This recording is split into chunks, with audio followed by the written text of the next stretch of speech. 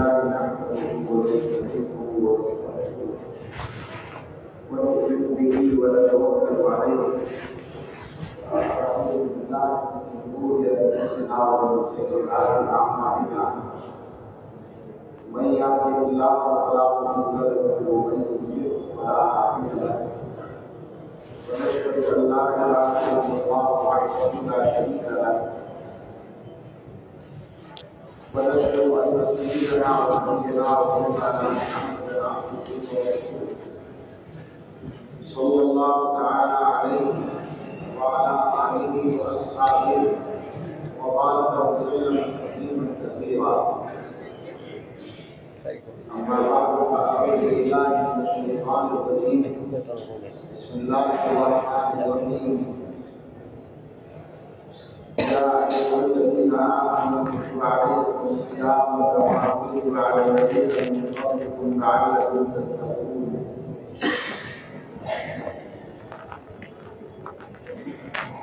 صدق الله العظيم.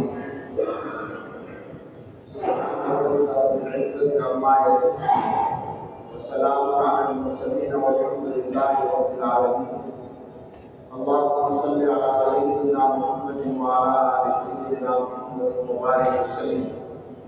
اللهم صل على سيدنا محمد وعلى آل سيدنا محمد وبارك وسلم.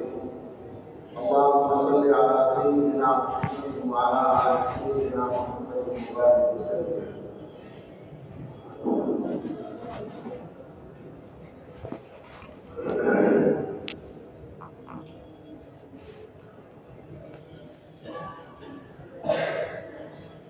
اللہ تعالیٰ کا بندوں کا نعمت میں ظاہر معاملہ ہے.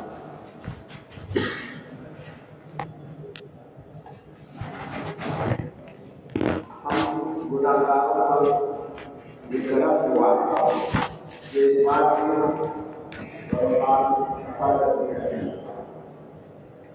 اگر سے اب تک پچھلے رمضان میں ملے ہم نے ان کو ظاہر اور اچھے لوگ ہیں ان سے بھی ہم لیکن اللہ تعالیٰ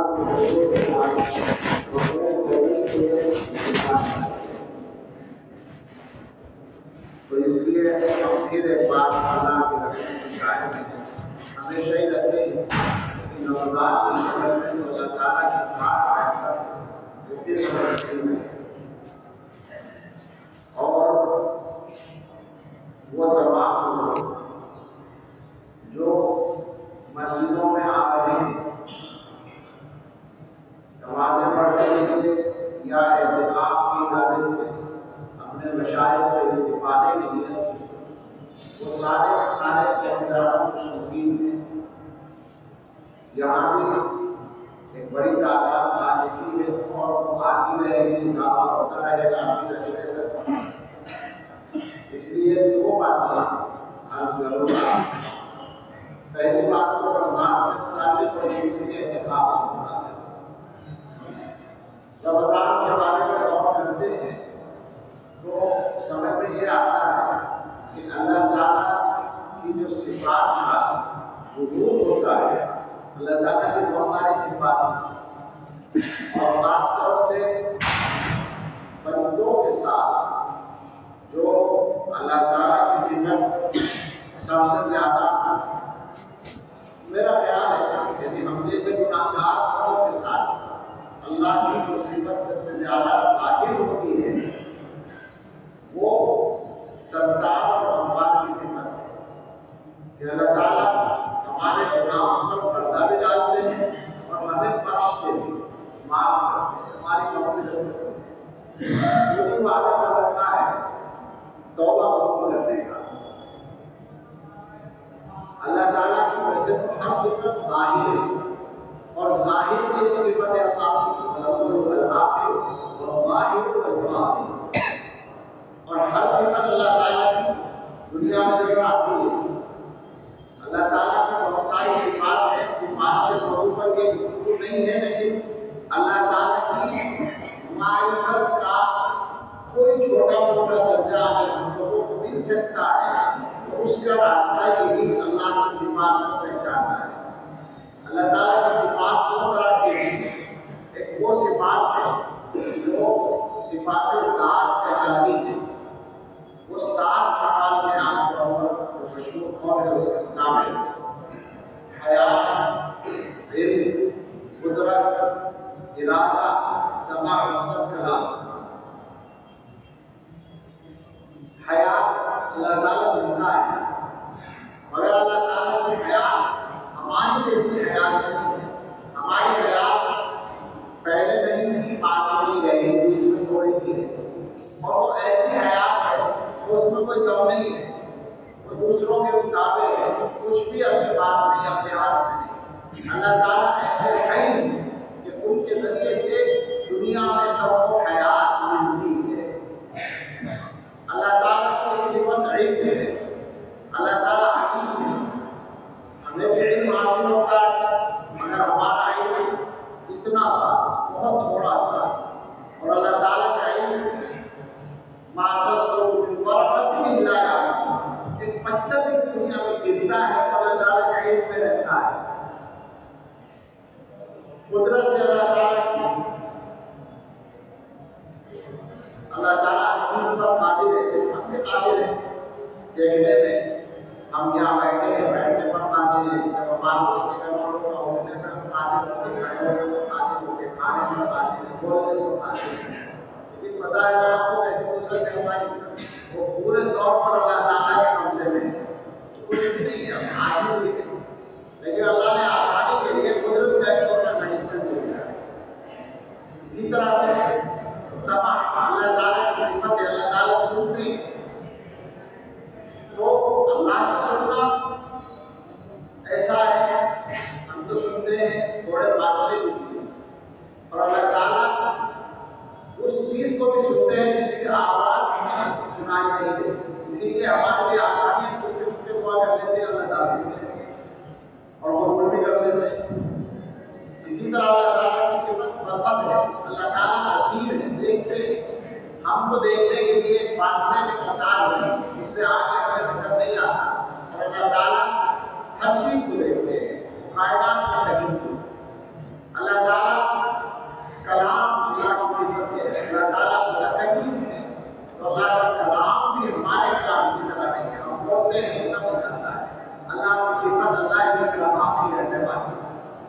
کہ ویسے تذکرہ آ گیا اللہ کی صفات کا، یہ صفات ذات ہے، اور وہ صفات ہے اللہ کی جو صفات افعال کہلاتی ہیں، جن کا بندوں کے ساتھ ظہور ہوتا ہے، کائنات کے ساتھ ظہور ہوتا ہے۔ مثلاً یہ کہ اللہ تعالیٰ کسی چیز کو پیدا کرتے ہیں تو اللہ تعالیٰ خالق ہے، خلق اللہ کی صفت ہے۔ اللہ تعالیٰ رزق دیتے ہیں تو اللہ تعالیٰ رازق ہے۔ اللہ تعالیٰ کسی کو حیات دیتے ہیں تو اللہ تعالیٰ معین ہے۔ اللہ تعالیٰ کسی کو موت دیتے ہیں تو ممید ہے۔ اللہ تعالیٰ کسی کی غلطی کو معاف کرتے ہیں تو وہ غفار ہے۔ اور اللہ تعالیٰ کسی کی گناہوں کو پردہ ڈالتے ہیں تو ستار ہے۔ تو یہ وہ صفات ہیں جن کا بندوں کے تعلق سے اظہار ہوتا رہتا ہے۔ میں گناہگار ہوں، میرا جب بھی میں غور کرتا ہوں، سوچتا ہوں اللہ تعالیٰ کی صفات کے بارے میں، سمجھ میں آتا ہے کہ بندوں کے ساتھ تو اللہ کی صفت ہے جس کا ظہور سب سے زیادہ ہوتا ہے، وہ صفت رحمت ہے، مہربانی کی صفت ہے، اور وہ صفت کبھی ستانے کی شکل میں ظاہر ہوتی ہے اور کبھی غفار کی شکل میں ظاہر ہوتی ہے۔ اللہ تعالیٰ بندوں کے گناہوں کو پردہ ڈالتے ہیں، پردہ نہ ڈالیں تو بندے دوسرے کو دکھانے کے لائق ہوتا ہے۔ ہمارے حضرت فرمایا کرتے ہیں کہ اللہ کا یہ کرم ہے کہ اللہ نے گناہوں کی بدبو کو ظاہر نہیں کیا ہے۔ اگر خدا نخواستہ ایسا ہو جاتا کہ گناہ کی بدبو عام انسانوں کو محسوس ہوا کرتی تو ہمارے سے جو میلوں دور تک بدبو آیا کرتی وہ لوگ ہمارے قریب سے گزر کر سکتا ہے۔ اگر اللہ تعالیٰ یہ کرتے تھے کہ گناہ کا کوئی نشان چہرے پر آ جایا کرتا تو ہم تو کسی کو دکھانے کے لائق بن جاتے اور لوگ ہمیں ہمارے اوپر پوچھنا بھی پسند نہ کرتے، مگر یہ اللہ کی ستائی کے مناظر ہے کہ اللہ تعالیٰ نے ایسا کچھ بھی نہیں کیا ہے، بندوں کی غلطیوں کو اپنے اور بندوں کے درمیان بات بنا رکھا ہے۔ حالانکہ اس میں اللہ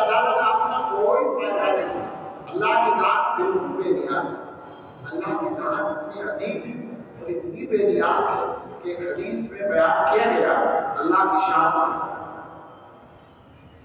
حضرت ابو ذر رضی اللہ تعالیٰ عنہ نقل کرتے ہیں رسول اللہ صلی اللہ تعالیٰ علیہ وسلم سے, اور وہ نقل کرتے ہیں حضرت جبریل علیہ السلام سے, اور وہ نقل کرتے ہیں اللہ تعالیٰ سے. اللہ تعالیٰ اپنے بارے میں فرماتے ہیں یا عباد, اے میرے بندو. شروع میں ایک جملہ ہے جو بندوں کو نصیحت ہے, انی حرمت الظلم علی نفسی وجعلته بینکم محرما فلا تظالموا. اے میرے بندو, میں نے اپنے اوپر ظلم حرام کر رکھا ہے. ظلم کا مطلب کیا ہے؟ کوئی بھی چیز کہیں سے کہیں اٹھا کر دے, ناحق جگہ پہنچا دے. اللہ تعالیٰ کے حق میں کوئی بھی کام ظلم نہیں بنے گا, مگر اللہ تعالیٰ جس کو بندے ظلم کہتے ہیں وہ بھی نہیں کرتے. یعنی مطلب کہنے کا یہ ہے کہ اگر اللہ تعالیٰ اپنے ایمان والے بندوں کو جہنم میں بھیجنے کا فیصلہ کر لے اور سارے کافروں کو جنت میں بھیجنے کا فیصلہ کر لے تو یہ ظلم کہلایا. یہ ظلم نہیں ہوگا. وجہ اس کی یہ ہے جنت بھی اللہ کی, جہنم بھی اللہ کی, بندے بھی اللہ کے, سب کے مالک اللہ تعالیٰ ہے. مالک کو حق کرتا ہے اپنی چیز کو چاہے گا. آپ کے پاس ایک کپڑا آتا ہے, اس کپڑے کی آپ ٹوپی بنا لیتے ہیں. ایک کپڑا آتا ہے اس کو صافی میں استعمال کرتے ہیں چولہے کے پاس. مالک اختیار ہے. ایک کپڑے کی لنگی بنا لیتے ہیں, ایک کپڑے کا کرتا بنا لیتے ہیں. آپ کے پاس سامان ہوتا ہے, ایک سامان کو آپ الماری کے اوپر رکھتے ہیں اور ایک سامان کو زمین پر رکھ دیتے ہیں. آپ کی مرضی ہے, آپ مالک ہیں. ہم جب ایسے چھوٹے موٹے مالک ہو کر ان کا اختیار رکھتے ہیں تو اللہ تعالیٰ تو مالک اور خالق ہے, پیدا کرنے والے, کسی سے انہوں نے لیا نہیں, خریدا نہیں, تو پورا اختیار جو چاہے کہاں رکھ کے. لیکن اگر ایمان والوں کو جہنم میں بھیجے اور کافروں کو جنت میں بھیجے تو انسانوں کی نظر میں یہ ظلم ہوگا. تو اللہ تعالیٰ ایسا بھی ظلم ہے کہ حرمت ظلم علی نفسی, کہ میرے بندوں میں نے اپنے اوپر ظلم حرام کیا ہے. اللہ وجعلته بینکم محرما, اور تمہارے درمیان بھی اس کو حرام کر دیا, لہذا آپس میں ایک دوسرے پر ظلم نہ کرو. انسان باز نہیں آتا, جس کو موقع ملتا ہے, جس کے پاس طاقت ہوتی ہے, جس کو ستانے کی کوشش کرتا ہے. یہاں تک کہ بھائی کو, بیوی شوہر کو, شوہر بیوی کو, رشتے دار کو, پڑوسی کو, یہاں تک کہ کبھی کبھی اولاد ماں باپ کو یا ماں باپ اولاد, جس کے پاس طاقت ہے وہ بھی طاقت استعمال کرنے کی کوشش کرتا ہے. اللہ تعالیٰ کے پاس سب سے بڑی طاقت ہے تو وہ ظلم نہیں کرتے. اس کے بعد فرمایا یا عبادی اے میرے بندو, تم میں سے ہر ایک گمراہ ہے سوائے اس کے جسے میں ہدایت ہے. فاستغفرونی اہدکم, اس سے ہدایت مانگو میں تمہیں ہدایت دوں گا. یا عبادی کلکم جائع الا من اطعمته فاستطعمونی اطعمکم. اے میرے بندو, تم میں سے ہر ایک بھوکا ہے سوائے اس کے جسے میں کھلاؤں. مجھ سے کھانا مانگو میں تمہیں کھلاؤں گا. تم یہ مت سمجھنا کہ ہم اپنی محنت سے کھا لیتے ہیں. اللہ تعالیٰ نہیں کھلانا چاہتے تو بڑے سے بڑے مالدار کو حکم کرنا ہے, کھلانے والا صرف یا عبادی کل عامل الا من کسوته فاستكفوني اکسوه. اے میرے بندو, تم میں سے ہر ایک برہنہ ہے, بے لباس ہے سوائے اس کے جس کو میں کپڑا پہناؤں. اس سے کپڑا مانگو میں تمہیں کپڑا دوں گا.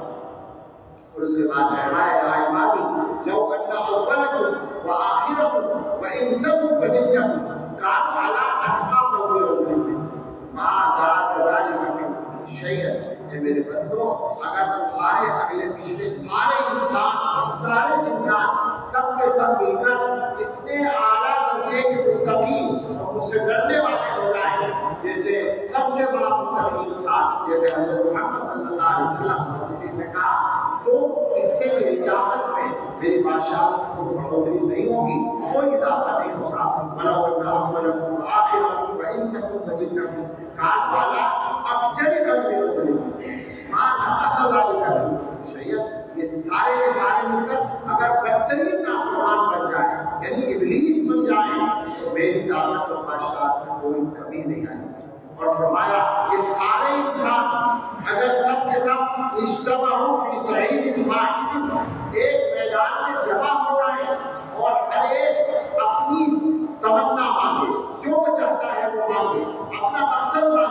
جس کے دل میں جو خواہش ہے ہر ایک اپنی خواہش کا سوال کرے، وَأَعْطَيْتُ كُلَّ وَاحِدٍ مَسْأَلَتَهُ، اور ہر ایک کی خواہش کے مطابق میں دے دوں، تو مَا نَقَصَ ذَلِكَ مِمَّا عِندِي إِلَّا كَمَا يَنْقُصُ الْكِحْيَةُ إِذَا أُدْخِلَ الْبَحْرَ۔ اس سب کو لینے کی وجہ سے سوچے ذرا، ساری دنیا کے شروع سے آخر تک کے ہر وہ انسان کو دینے کے بعد میرے خزانے میں ایسی کمی آئے گی اگر کمی نہ ہو، جیسے سوئی کو سمندر میں داخل کیا جائے، ایک سوئی ایک بوند سے بھی کم پانی میں بھیگ جائے گی، دنیا کی کوئی طاقت بتا سکتی ہے کہ سوئی کے بھگونے سے سمندر میں کتنا پانی کم ہوا ہے؟ اللہ تعالیٰ فرماتے ہیں میرا خزانہ اتنا زیادہ ہے۔ یہ اللہ کی شان ہے۔ اللہ تعالیٰ بالکل بے نیاز بدلوں کے ساتھ جو اللہ تعالیٰ کا معاملہ ہے وہ صرف رحمت کی بنیاد پر ہے۔ اللہ نے فرمایا تمہارے ساتھ اپنے شیطان کو اور نفس کو لگا کے بھیجا ہے اور تمہیں دنیا میں آزمانے کے لیے بھیجا ہے، لہٰذا تم سے غلطیاں ہوگی، گناہ ہوں گے، ہمیں معلوم ہے، مگر ہم نے ایک راستہ کھول رکھا ہے۔ ایک روایت نبوی ہے، سنن دارمی سے حضرت نقل ہے کہ جب اللہ تعالیٰ نے آدم علیہ السلام کو پیدا کیا اور فرشتوں کو حکم دیا سجدہ کرنے کا، سب نے سجدہ کر لیا، ابلیس نے نہیں کیا، اللہ نے زیادہ دربار کر دیا، تو ابلیس نے چیلنج کیا کہ میں اس کی اولاد کو، آدم کی اولاد کو جہنم میں لے جانے کی کوئی کوشش کروں گا، گمراہ کروں گا، چاروں طرف سے گھیروں گا۔ تو آدم علیہ السلام کے وہاں موجود تھے، ابھی اتنا احترام ہوا تھا، سجدہ ہوا تھا، اور ابھی اتنا بڑا دشمن سامنے آ کے کھڑا ہو گیا، تو گھبرا گئے کہ میری اولاد کا کیا ہوا، یہ دشمن کو جہنم میں پہنچا دے گا۔ تو میں اللہ تعالیٰ سے کہا آپ نے اس کو قیامت تک کی مدد دے دی، میری اولاد کے لیے کیا ہے؟ اللہ تعالیٰ سے فرمایا ہم نے تمہاری اولاد کے لیے توبہ کا دروازہ کھولا۔ سوچے ذرا کیا ہوا یہ کہ شیطان چیلنج دے رہا تھا یہ سوچ کر کہ میں سب کو جہنم میں لے جاؤں گا، اللہ تعالیٰ نے اس کو ناکام کر دیا۔ تو گناہ کرے گا، تو گناہ کروائے گا، ایسا ضرور ہوگا، مگر میرا جو بندہ اپنے گناہ پہ شرمندہ ہو کر توبہ کرے گا تو اس کی توبہ قبول کروں گا اور ایسا نہ ہوگا جیسے کچھ کیا ہی نہیں۔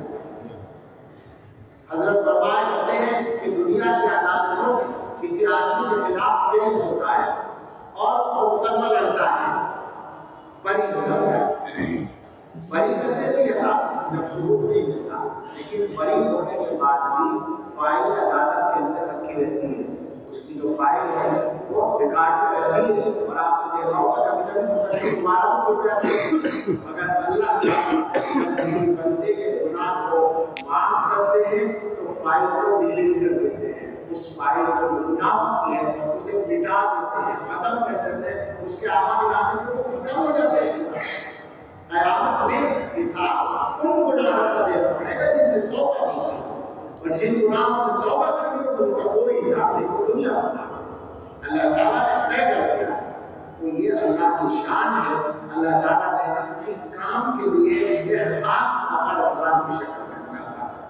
لازم تقویٰ کا کیا مطلب ہے؟ تقویٰ یعنی تم اپنے گناہوں سے پیچھے چھڑا دو، گناہوں سے توبہ کرو۔ عجیب بات ہے اللہ تعالیٰ کی کہ مسلمان کو یہ موقع دیا کہ جس دن چاہے وہ متقی ہو جائے۔ عجیب بات ہے، یعنی سوچے آپ ایک دن میں ڈاکٹر نہیں بن سکتے، آپ ایک دن میں حافظ نہیں بن سکتے، آپ ایک دن میں عالم نہیں بن سکتے، مفتی نہیں بن سکتے، ایک دن میں تو صحیح بات ہے کہ پھاوڑا پوچھنا نہیں سیکھ سکتے، پھاوڑا چلانا نہیں، دنیا کا کون سا کام ہو سکتا ہے، لیکن ایک منٹ میں متقی بن سکتے، ایک دن میں متقی بن سکتے۔ ابھی توبہ کر لیں، ابھی آپ کو شمار گناہ سے بچنے کا ارادہ کر لیں اور توبہ کر لیں، آپ عجیب بات ہے، اللہ تعالیٰ کی عجیب شان ہے۔ یہ رمضان میں ابھی آپ کو سن رہے تھے حدیث جو پڑھی ہے کہ رسول اللہ صلی اللہ علیہ وسلم نے فرمایا کہ 4 کام کرو، 2 کام کو جن سے اپنے رب کو راضی کرنا ہے، ایک اللہ کی شہادت کی اور ایک استغفار، گناہوں سے معافی طلب کرو، اور 2 کام وہ ہیں جن سے کیا ہے جنت مانگو، جہنم سے پناہ مانگو۔ یہ 4 کام اللہ نے زیادہ توجہ میں بتایا۔ تو آپ سوچیں کہ رمضان کا منصب کے لیے وہ صحیح معنی میں ایک طرح سے اپنی شخصیت کو صاف ستھرا بنا کر دوبارہ صحیح کرنے کا ہے۔ آپ گاڑی لیتے ہیں، چلانے کے بعد وہ پرانی ہو جاتی ہے اور جگہ جگہ اس کے اندر کچھ کمی آ جاتی ہے تو سروس میں بھیجتے ہیں، اور جب پوری سروس ہوتی ہے تو وہ نئی جیسی ہو جاتی ہے۔ وہ نئی جیسی ہوتی ہے مگر آپ بالکل نئے ہو جاتے ہیں۔ جب توبہ کر لیتے ہیں تو سارے گناہوں سے آپ کا پیچھے ٹوٹ جاتا ہے اور آپ اچھا بن جاتے ہیں۔ تو یہ رمضان کا مہینہ ہمیں اس مقصد کے لیے دیا گیا ہے۔ اس پر بہت باتیں ہو سکتی ہیں لیکن اپنی بات کرنے کی ناممکن حکمت ہے اور آپ کو بھی یاد رکھنے کی حکمت ظاہر نہیں ہوگی۔ لیکن ایک بات دوسری جو میں نے کہا تھا آپ سے بتا دیں وہ بھی عرض کرنا چاہتا ہوں کہ اعتکاف کا ایک مقصد ہمیشہ ذہن میں رکھیں۔ مقصد کیا ہے؟ علامہ ابن القیم نے اس موضوع پر بہت شاندار کلام کیا ہے۔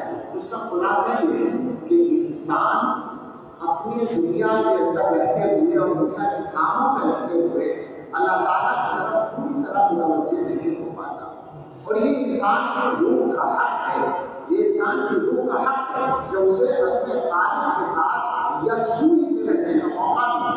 تو اس کے لیے اللہ نے اعتکاف مشروع کر دیا ہے۔ اعتکاف میں جا کر ہو جاؤ، دنیا کے چندوں سے ویزا ٹوٹ جائے گا اور چند دنوں کے لیے موقع مل جائے گا تو پورے طور پر اللہ تعالیٰ ہم آپ سے سچ کہتے ہیں تو بہت برا رہا ہے، لیکن ہم نے جو نظر کے ساتھ رہنے والے اعتکاف کیا کے ساتھ تو یقین کریں آپ اس بات کا کہ پورے 10 دن میں کسی گناہ کا خیال نہیں کیا، خیال نہیں کرتے ہیں اس کو عجیب تبدیلی کو ہم نے محسوس کیا۔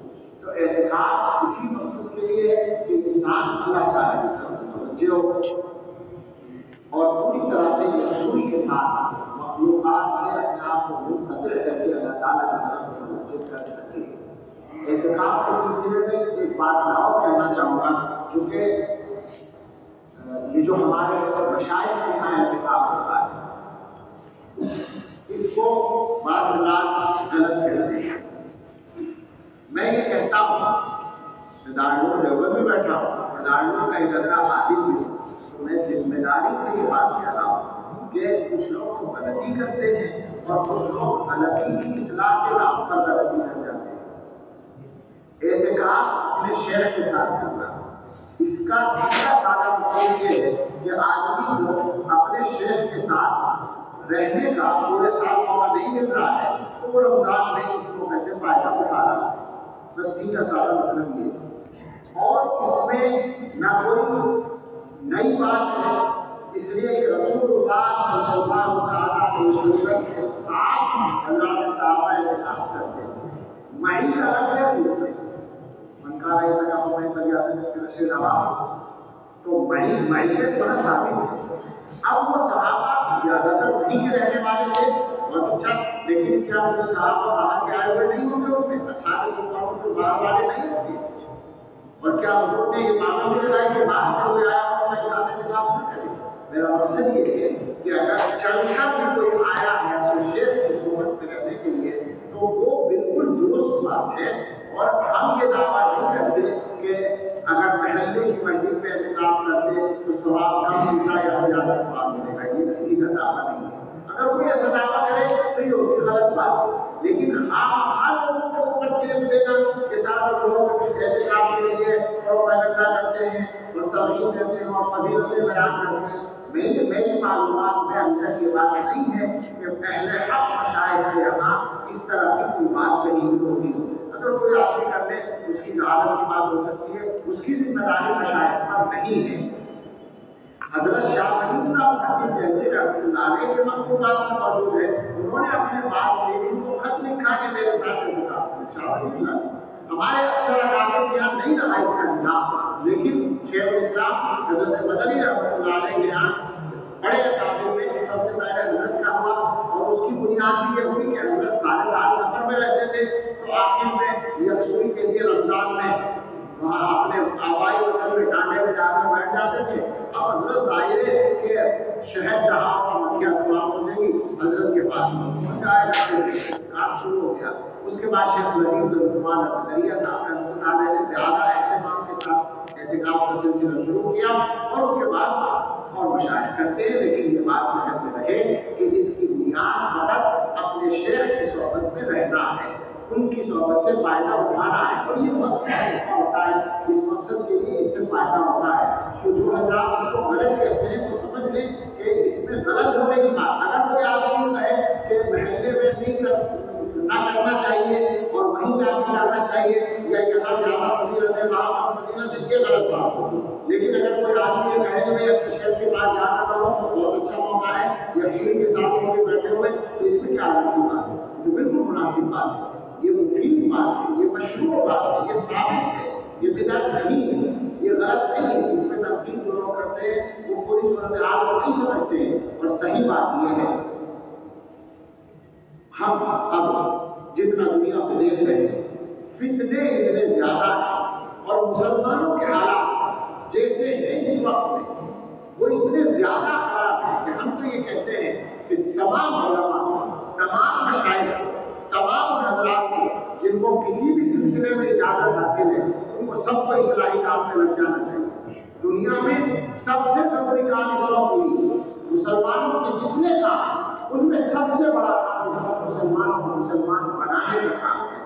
ہمارے بہت سے طلبا ہیں یہاں، یا بہت سے اور ذات ہیں، بہت ممکن ہے ان سب کو گناہگار نہ ہو، یہ گناہگار ہوتا ہے دنیا میں، اس کو پتا ہے۔ میں آپ کو پوچھتا ہوں، لوگوں کے حالات معلوم کرتا ہوں تو کیسے کیسے گناہ مسلمانوں میں بالکل عام ہے۔ سود کا گناہ عام ہے، نشے کا گناہ عام ہے، اور جانے کیا کیا بھرا پڑا ہے مسلم معاشرہ گناہوں سے۔ صحیح بات یہ ہے کہ اللہ کے جو بندے بھی یکسوئی کے ساتھ اپنی اصلاح کے لیے محنت کریں، مبارکباد دلائیں۔ لوگ کچھ چیزوں کو دیکھتے ہیں، کچھ چیزوں کو نہیں دیکھتے، ساری بات سامنے رکھ کر کوئی حکم لگانا چاہیے۔ ہم تو دعا کرتے ہیں کہ اللہ تعالیٰ ان مہمان کو آباد رکھے، جہاں ہمارا مشاہد کام کر رہے ہیں۔ حضرت مولانا شیخ محمود مدنی صاحب دامت برکاتہ، اور ہمارے دیگر علماء، اساتذہ، مشائخ، حضرت محترم صاحب دامت برکاتہ اپنے وطن میں ہیں، مولانا مدنی صاحب دامت برکاتہ مسجد مسجد ہوتے ہیں، اور دوسرے مشائخ ہمارے اپنے وطن میں دنیا بھر میں یہ سلسلہ ہے۔ اس کا مقصد صرف یہ ہے کہ لوگوں کو کچھ دنوں کے لیے یکسوئی کے ساتھ صحبت میں رہنے کا موقع مل جائے، اور یہ بڑی مبارک بات ہے، اور یہ بہت مفید ہے۔ اللہ تعالیٰ اس چیزوں کو قائم رکھے اور شریعت کے ساتھ آمین۔ وآخر دعوانا الحمدللہ۔ Thanks for watching. Don't forget to like, comment, share and subscribe to Al Wahid channel.